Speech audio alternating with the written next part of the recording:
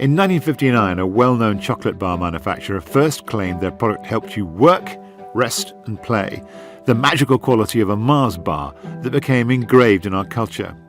The problem was, and is, that the people from Mars never told us in what proportions they, or any of us, expected those things to happen. Spool on 60 years to the digital revolution and internet connectivity. Suddenly there are dramatic new possibilities about when, how and whether we worked, rested and played. The pandemic crystallised them. Many of us found ourselves remote working, while for many the gig economy became even more oppressive. And office culture is in turmoil. Seeing a co-worker in the flesh seems from another age, let alone sharing a moment at the water cooler. I think the conversation with Professor Cary Cooper is fascinating. Having tracked the way we work for the best part of 4 decades, he's got a remarkable insight into all these changes and what they could mean for us in the long term. And let's face it, work's always going to be a key part of what we call the we society. The workplace is not a healthy place to be at the moment.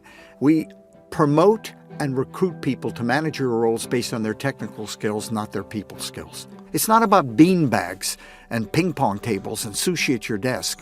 Well-being is about how you create the right kind of culture. Our weakness has been, and why this podcast series is important, is we have to show that the science can lead to change. And we have to do the change. That's Cary Cooper on the changing face of work with me, Will Hutton, on the We Society, brought to you by the Academy of Social Sciences.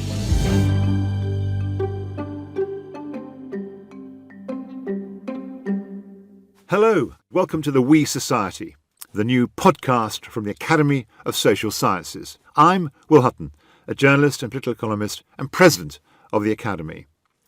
Across this series, we'll be exploring the topical issues and grand challenges upon which social science expertise and research can shine a light. I'll be talking to leading social scientists, academics, thinkers and practitioners, people who aim to shape or who are shaping our economy and society for the better. And this week I'm talking to Professor Cary Cooper, currently the 50th anniversary Professor of Organisational Psychology and Health at Manchester Business School. He is the author of more than 40 books and countless research papers on how we can ensure healthier and happier workplaces. And he was honoured for his efforts and wider contribution to social science with a knighthood in 2014. Cary, welcome to the We Society podcast series, and thanks for coming. Oh, my pleasure entirely, Will. It's great seeing you after so long. Now, look, let's begin. I mean, when we invited you to come on this podcast series, and we had given it this title, the We Society, how did you understand what we're trying to do? What was your first thought that came into your thought? Actually, I didn't understand what you were trying to do, but I love the concept. But for me, I guess I've been working in the area of kind of well-being in the workplace. How do we protect, nurture employee health and well-being? And for me, the we is how do we engage with employee voice? How do we get them involved in their workplace, all the employees in a workplace, whether it's a private sector, public sector, third sector body, it doesn't make any difference. How do we create this kind of culture? We spend more of our waking hours at work than we do at home. If we take a look at the figures, the single biggest cause of long-term sickness absence is stress, anxiety, and depression. We call the common mental disorders. 57%. This is by HSE figures. 57. Health and Safety Executive. Health and Safety Executive. 57% of all long-term sickness absence is stress, anxiety, and depression. Only 25% is musculoskeletal backache. And that used to be 30 years ago the leading cause of sickness absence. So now, hey, work is causing people problems. It's affecting our productivity. It's affecting the health of people. It's affecting families. Because if I'm under stress and I bring it home, I infect my family. So it's a really important thing that we kind of, when you mentioned the we bit, I thought that's what it means to me. It means how do we engage all our staff, no matter where we are in the workplace, to think about their workplace and make it a better place for everybody. What's going on? I mean, is it all work that this is true of? I mean, the workplace, there's people with tenured, secure, employment, they've got skills, they're valued by their employer. Are they suffering these problems, or is it those people who are in much more insecure forms of employment where this is really coming through? I mean, what's driving all of this? Okay, now, we're all affected. In the good old days, say, take 25, 30 years ago, they used to say that we had the civil service studies. Do you remember? Yeah. Okay, the Whitehall studies, they were called. Yeah. Okay, and there we talked about the people in Whitehall who had senior roles, didn't have problems, very many problems, because they had a lot of control over their work environment. And the people further down, they had status. And they had status and all the rest of it. Now, life has changed. There are different sources of stress for people in X sector than Y sector, versus the public sector to the private sector. So when I do my studies, and I've done them on 85 different occupational groups, you name it, doctors, air traffic controllers, nurses, managers, it goes on and on, pilots. Okay, I've done tens of thousands of people. Teachers, by the way, one of the highest stressed occupations you would imagine. Yeah. Much more than pilots, much more than air traffic controllers that I've done, and so on. Okay. But you'll find different sources of the problems. Therefore, we have to unwrap what the sources of that stress and depression and anxiety is for that particular group, and a different set of sources of stress for another group. No one size fits all, I think. Although there are some principles that apply. Principles like the more autonomy and control you have over your job, the better your health. The more you have a better relationship with your boss, the boss that you have who manages you by praise and reward and recognition rather than fault finding, the better it is. You don't want to bully as a boss. The more, and so on. The more you don't work excessively long hours, the better. The more you aren't overwhelmed by emails, the healthier you're going to be. There are some principles. But nevertheless, when you look at a particular occupation, their pattern of stressors, we call it, the things that cause them problems at work, are going to be different from another occupation. I'm intrigued. I'm working on a study at the moment on purpose in business. People who want to run purposeful organizations kind of want to get their workforces to own the notion that they are part of a purposeful organization. But what's interesting is that people are talking this, but actually when you look at the numbers, task discretion at work is either stable or falling. So you say autonomy at work helps your mental health, but actually what we note is that at best it's stagnating, at worst it's actually falling away. People are being more micromanaged. By the way, I totally agree with you, Will. Here's the big thing. I run something called the National Forum for Health and Wellbeing at Work. We formed it 4.5 years ago. You know how? Chief medical officers of major global companies came to me at Manchester, and some HR director said, Cooper, we want you to form something where we can do something about these issues. Cooper, not Cary, Cooper. No. Cary Grant. There we go. I'm from Hollywood originally, by the way. They came over and they said, we got to do something. And these are very senior people, C-suite type people. I said, great, let's do it. We now have 42 organizations, global organizations, and we meet. The first meeting we had, we're going to say, let's tackle these issues. So what are the issues? You're chief medical officer of X company, global company. You're an HR director. What are the big issues? Guess what came out number one? This goes to your sense of purpose again, by the way. Number one, the line manager. You know what we have in the UK and in many developed countries? We promote and recruit people to managerial roles based on their technical skills, not their people skills. They said the thing that's causing people to get ill are people who don't know how to manage human beings. They don't manage them by recognition, their command and control. They don't really engage them. They have meetings and ask for their opinions and then do what they want to do. They don't recognize when they're not coping, when they have unmanageable workloads, unrealistic deadlines. So what all these people said. So then we said, what are we going to do about it? And then we came up with a whole plan. And these are guys and gals who don't have to do this. This is a voluntary organization. We meet now every 6 weeks, and usually at headquarters, but then virtually for a year and a half when the lockdowns occur. But they said fundamental to the health of an individual, to give them the autonomy, to let them work flexibly if they want to be sensitive. In other words, to have the EQ, the emotional intelligence, to recognize when Will Hutton is overloaded and is not coping, that something I'm doing to Will should be improved. So I need to have a conversation with Will. I can sense that he's having difficulty here coping with the workload in his job. So they said if we can tackle that issue, and then look at business schools. Do they actually I'm in a major business school. Yeah, I know. Yeah. Right. Do business schools actually train their MBAs and undergraduate students who do management in terms of their people skills? We do not. It's knowledge-based. We dump economics in them, marketing, organization behavior, organization psychology, organization sociology. Yeah. It's knowledge.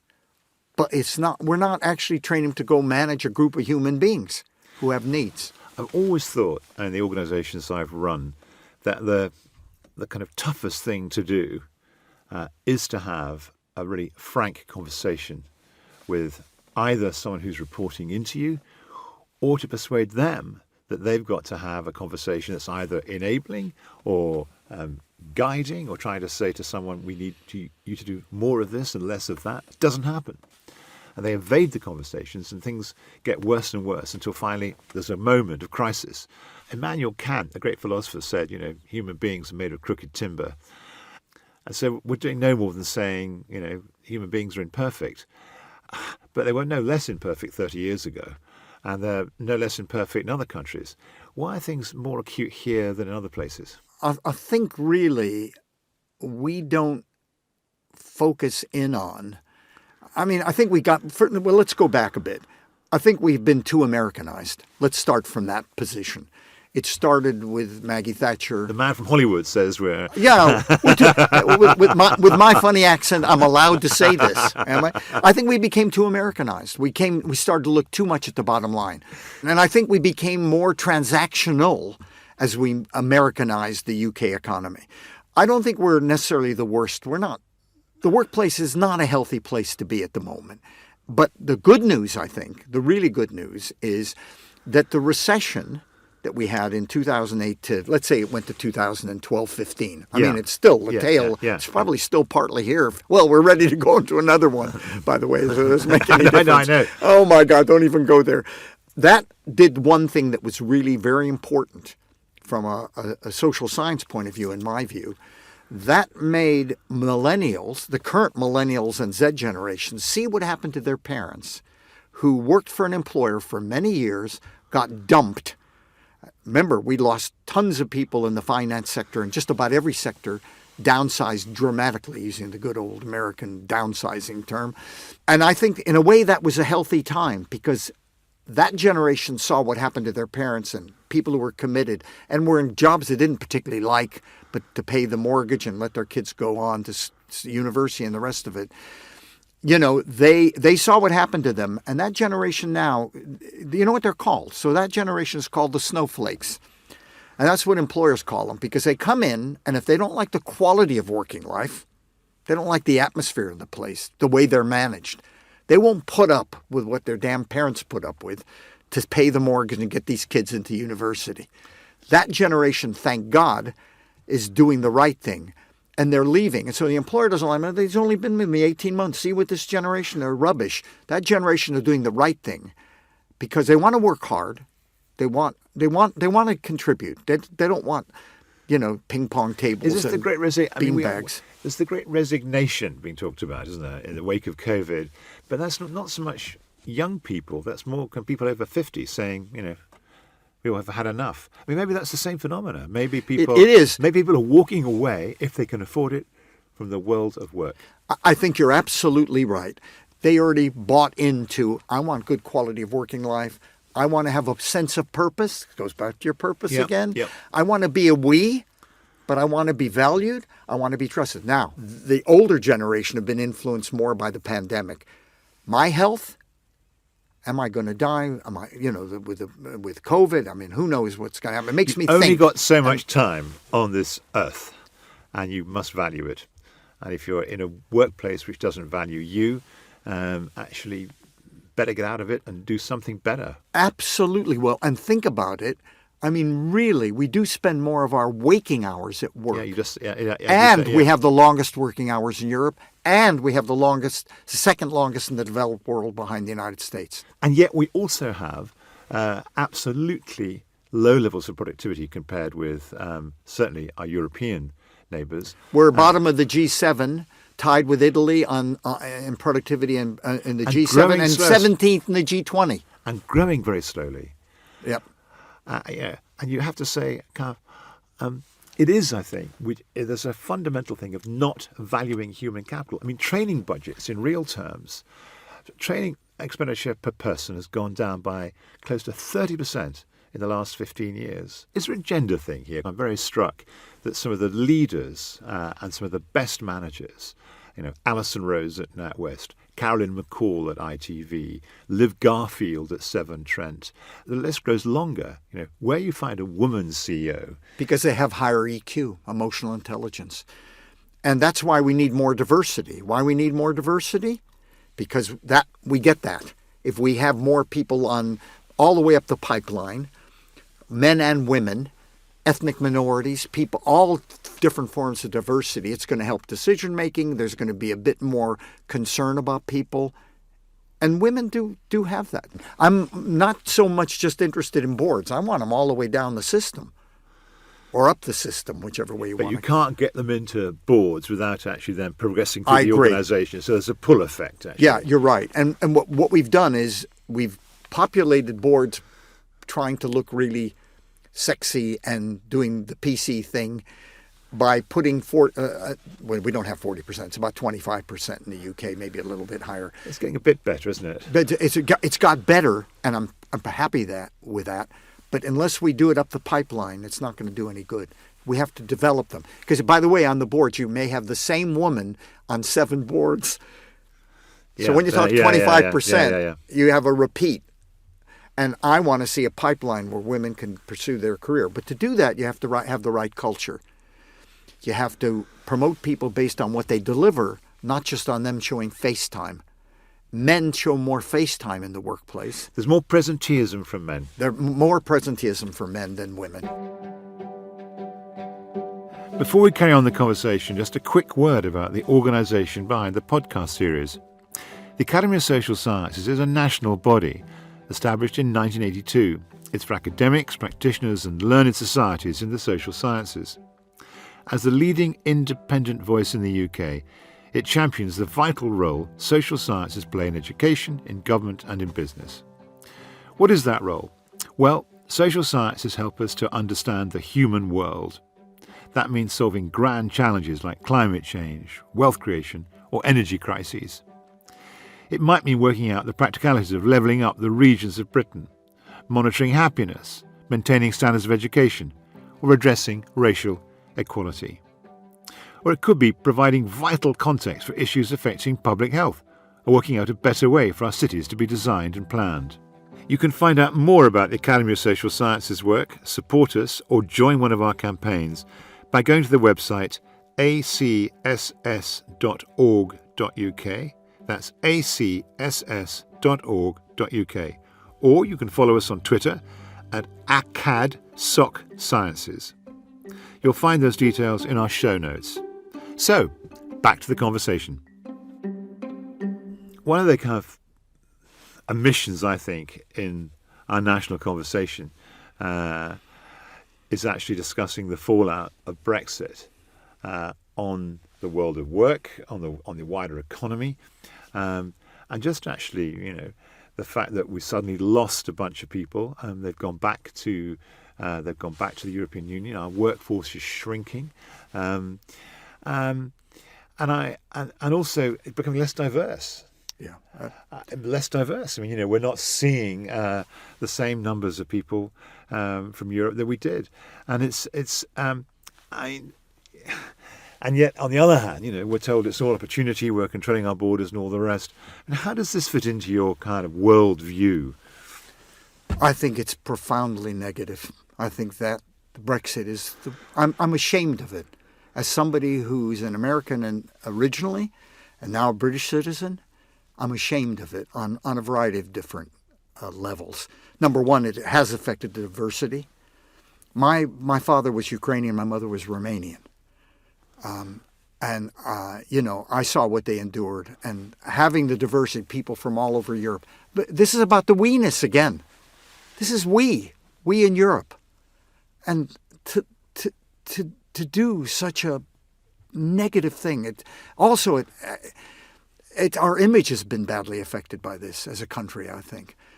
I think it's also made people feel very insecure because we've had profound changes. We had the recession, profound financial recession of 2008 to 2015. We've had Brexit. We've had a pandemic. We now have a cost of living crisis. You put those four events together, that's horrendous. But maybe someone who was an advocate might say, well, look, Professor Cooper, Will Hutton, you're social scientists. What was driving Brexit really was an idea of the we, an idea of the British we, and not a European we. And actually, around a conception of a British we, maybe we can build things that you both want. What did it do, Will? It divided us. 52-48, total division. It divided us, and it's still there. It's profoundly still there. When we're in the EU, we had support from them for a whole variety of things from these countries. I think we feel less connected. And, Yeah, that's true. On our own. Yeah. We're on our own. I think we're on our own. And there will be people who say that's good and that's positive and we have to just, but I don't buy that. One of the things that's kind of in the back of my mind throughout this conversation is it ultimately about power? I mean, what is driving these long hours? What's driving this inability to have emotional intelligence amongst middle managers? Why do employees not have more constructive voice? I mean, British trade unions are traditionally very kind of adversarial and not anxious to kind of construct partnerships with managements in which you can feed back to your managers kind of not in a threatening way, but look, you simply aren't managing us well. We need better signals. I mean, that kind of creative conversation is not usual in a British workplace. I agree with the premise of what you're saying, and I think the driver for me is if you take a look at an annual report of a company, where do you see what's your employee job satisfaction figures? Where do you see the stress-related illness figures, which, by the way, many of them have now? Where do you see the metrics for the shareholders outside and the stakeholders to look at your organization? It's always the bottom line factors, isn't it? We have a couple of them, like we have the gender pay gap. We have a couple of those, and we may have the gender bias or, proportion. Yeah. We have a little bit of that. But do we have the quality of working life metrics? Not really. I want to feel I'm recognized when I do a good job. And somebody just says, hey, Cary, you've done a good job on that. You're doing a good job with this podcast, by the way. You're very engaging, so congratulations. Just give you some feedback. Oh, he's already learning what to do. Hey, listen, that's very important, don't you think? I mean, I remember the times when, in my career, somebody put their arm around my shoulder and said, you did a really good job on that, Cary. I remember that they weren't that frequent because that's not what we do. We don't know how to do that. Human capital should be much, much more kind of centre stage. There's no question. What do you make? There's another thing that might be a source of optimism, apart from kind of young people and maybe women with more emotional intelligence getting up to the top of organisations. But I think one of the fallouts of COVID and the pandemic has been, we can work from home. We can work flexibly. We don't have to be present 9 to 5, Monday to Friday. Being at work is great. Socially. You make friends socially. Yeah. I mean, and you there's the serendipity around the water cooler and all of that. But actually, if you want to get something done, it's having 4 or 5 clean, straight hours with your kind of internet turned off, Wi-Fi turned off, and it's just you and the PC getting a report done or whatever it might be. You can get it effectively done. The best thing you can possibly do is talk individually to each of your employees, right? Each of them as a boss. You talk to them. I talk to you, Will. You're a direct report to me, and I say, what suits you, Will? As a person, what suits you in terms of work? And you say, well, I've got 3 young kids at home. I live 25 miles outside London. What I'd like to do is come in when I need to come in. The psychological contract then is for me, as your boss, saying, well, here's what I need from you. An honest conversation. I need from you to come to that meeting, and that thing. The rest of it's up to you. And you say, I agree to that. And I say to you, do it from wherever you want to, whenever you want to. Because you're going to want to have socializing opportunities with your colleagues, because that's part of what Absolutely. working is. But it's honest conversations are, honest conversations are actually lie at the heart of this, because we're all human beings trying to interact with each other honestly. But actually to get to a place where there's more honest conversations, you have to house it in kind of institutions. There have to be incentives. There have to be kind of the financial structures, and they have to be well disposed and towards such a thing. Kind of everything has to tilt into that, lean into that, and and we as social scientists should actually kind of insist that that's what should take place. Agreed? Here's the good news. The good news, increasingly we're getting a different generation, a different type of senior leader. They're getting younger. They've been exposed to some of this stuff when they've been in their education, and they go to business schools. They've been told, hey, listen, some of these factors are really important. How you manage people will deliver to your bottom line. Nobody's opposing the bottom line. Over a period it will. One of the problems is that there's a relationship. Companies that score well in great places to work do tend over a period to outperform those that don't. Absolutely. Now, what happens in the markets, in the capital markets, in the stock market, is that investors are slow to recognise that. Yeah. And because it's a slow burn thing, it takes 5, 7, 10 years to come through, they get impatient and they don't hold on to the shares, which are consistently the companies that are coming through. So we don't have, that's kind of one problem. And CEOs are normally in place for 3 or 4 years. They have to tell a story, and they tell a story about, I'm doing the next big deal. I've got the next big breakthrough technology. I've got the next big thing that's going to transform the prospects of this company. Yeah. But actually what will transform the prospects of this company is emphasis, engagement, and continual insistence on the importance of the human beings who work for you. Yeah, the thing about the CEO I think is really important. It's like a football manager, really. They last a couple years and they're gone. That's terrible, because you want the continuity. But you are right, and therefore they look at the bottom line for themselves, many of them, rather than these other issues. But we have now some CEOs who themselves, for example, if you take a look at BP, have Bernard Looney. Now, Bernard Looney is a guy who had depression. He talks about it openly. He had depression during most of his life. He talks about what's important to the human being. Let's focus in on the human being. I have to retain these people. I want to get the most out of them. The way to do that is not to burn them out, right? It's to engage them, nurture them, provide them. It's not about bean bags and ping pong tables and sushi at your desk. Well-being is about how you create the right kind of culture. It's quite a tricky thing. It can't be letting 1,000. You want to organise it so 1,000 flowers bloom. Absolutely. But not 1,000 weeds. And so you have to have guardrails within which autonomy is kind of managed. And that, I think the guardrails are set by working within a purposed organisation. This is our purpose. This is our direction of travel. That's where we want you to go. That helps to create more flowers. Yeah. Do you know, it's funny, interesting. I was at a do in the city a number of years ago, and I met an HR director from one of the banks, and I said, you guys are doing a lot of good stuff in well-being. I said, you never did that before. And this was during the recession. Let's say 2013, 14, 15, I don't remember, something like that. And I said, well, why all of a sudden you do it? And he said the 2 great words. I should have written a book about this: regrettable turnover. I said, what do you mean by that? He said, well, you know what? We've lost so many people during this recession, right? Everybody we have now is absolutely essential to our business. We can't afford to lose them. He meant turnover.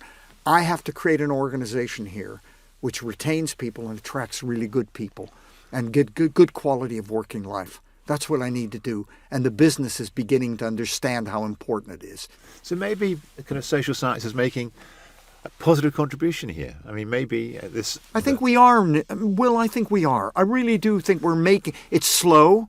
Progress is slow. Listen, think about the gender wage gap where it was at one point in time. Yeah. It's getting better. Yeah. Think about the number of women on the boards, getting better. Think about those kinds of things. Now we have to hit the health-related, employee health issues. But just before we wind this up, I'm intrigued by this national forum you've got. And, you get all these HR directors and all these chief medical officers, and you're sitting around a table. Directors of health and they're all, and saying, we agree with you, Cary, we agree with you. But I mean, you have a couple of hours or more than that deliberating. I mean, you must come up with more than saying, take care of this stuff, guys, or have we want more honest conversations. I mean, you presumably have there's a program of detailed actions which you're recommending. What are they? Here's what we decided we'd do. So what does the future look like? How are we going to change things? We're going to change things by having a non-executive director on the boards of all companies. I don't know if you know this. The NHS has a non-executive director on the board of every single hospital in this country now who's responsible for employee health and well-being. We think that should happen in the private sector. That's number one. So we have to get the structures right. Number two, how do we judge whether an organization is achieving success in this arena? So we've come up with metrics, subjective and objective metrics. Subjective would be getting employee satisfaction measures. Objective measures would be labor turnover measures. Are they worse? Stress-related ill health. What are the figures? So we have a whole series of metrics to hold the board accountable for employee health and well-being, right? So you're creating a dashboard. We have a dashboard. For example, emails. Emails were killing people. And so what we decided is let's come up with guidance. We have 3-page guidance on what you should and shouldn't do. Otherwise, we're going to end up like France. They have a right to disconnect law, which is it's illegal to send an email to somebody, for a manager to send an email to somebody out of office hours. Portugal just introduced that. A number of EU countries are considering it. New Zealand has it. So this is the kind of thing we're trying to take action. Good on you. Good on you. Rather Cary. than just talk. Good on you. Well, it's been a great talk, by the way. A fantastic conversation with you. And thank you very much. And would you say, just a kind of yes, no, I mean, to what extent has social science underpinned all of that? It totally underpinned it because we have the science base now. Come on. We have great social scientists. If you look at the published work globally, the United States comes out number one as the highest in the top quality journals in social science. We're number two in the world. We have the greatest scientists. What we haven't done, our weakness has been, and why this podcast series is important, is we have to show that the science can lead to change. And we have to do the change. Cary, I have to stop. Thank you so much for a great conversation. Great. Okay, we've done it. We've discussed how important work is in people's lives. We've discussed the stress and insecurity. We've tried to unpack whether it's modern capitalism, whether it's technology, whether it's power, and the answer is a bit of all of that. We've tried to come up with a practical program, which you and your national forum are coming up with. I thought the material on emails and I think a non-executive director and a dashboard of performance indicators about well-being, fantastic innovation. I think it'll really make a difference. And if it intersects with companies being more committed to purpose, we may really get somewhere. So thank you very, very much. The We Society is brought to you by the Academy of Social Sciences. If you want to find out more about future episodes, please subscribe in the usual way. Why not leave us a review? I'm Will Hutton. The producer is Emily Finch, and it's a Whistle Down production.